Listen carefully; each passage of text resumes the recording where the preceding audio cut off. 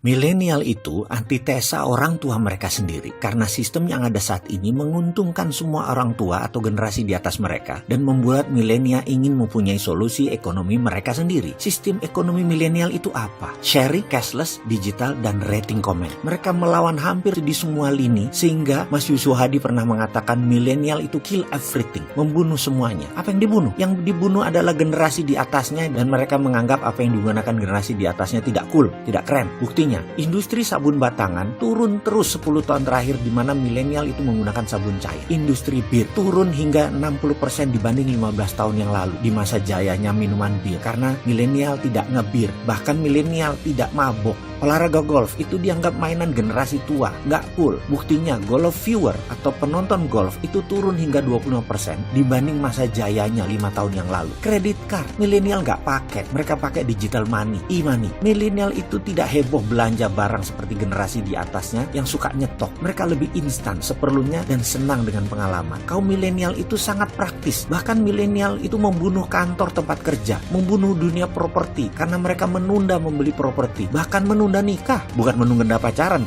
mah mereka seneng. Secara ekonomi, milenial mempengaruhi 40% ekonomi dunia saat ini dan 5 tahun ke depan mereka akan melewati 70% perekonomian dunia dipegang mereka. Sementara pemerintah dalam rancangan APBN kemarin gak baca sama sekali milenial mau kemana. Kita bicarakan sekarang milenial dari sisi yang lain. Sekarang kembali ke ekonomi negara di era milenial. Bener deh, milenial sejatinya anti hutang dan mereka kuat sekali berbagi. Itulah dasar dari MMT, Modern Monetary Theory. Jadi nanti kalau ada menteri milenial tetapi konsepnya masih Keynesian, masih ngutang, kabinetnya ya belum kabinet milenial, muda doang usianya tapi ilmunya zaman old, nggak pakai ilmu zaman now. Ilmu zaman now itu adalah MMT, Modern Monetary Theory. Basisnya adalah SWF, Sovereign Wealth Fund, Consolidate Bottom of Pyramid, Create 12 level ekonomi. Kredonya adalah create.